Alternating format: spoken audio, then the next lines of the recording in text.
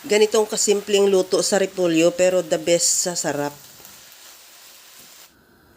Magpainit na ako ng mantika at igisa ko na rin yung bawang.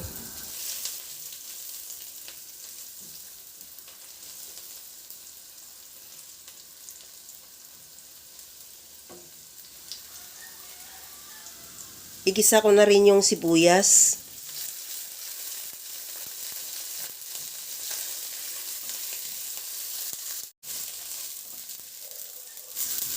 Maglagay na ako ng kamatis.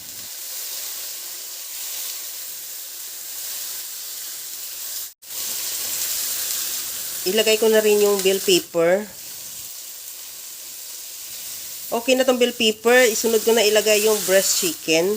Mga 100 grams lang yan. Isang pirasong breast chicken na hiniwa ko lang ng pa-serving bite. Ihalo hanggang sa mag-iba na rin yung kulay.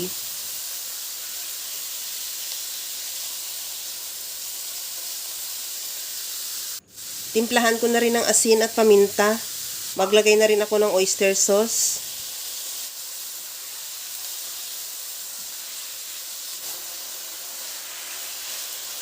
Okay na tong chicken.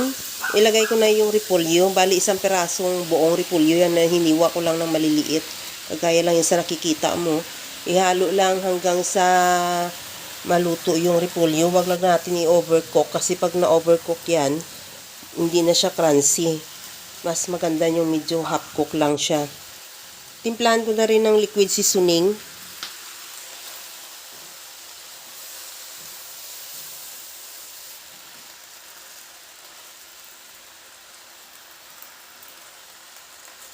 Okay na tong ating ginisang repolyo with breast chicken. Ready to serve na, pero bago natin i-serve, maglagay ako ng spring onion at sesame oil. At okay na yan, ready to serve na.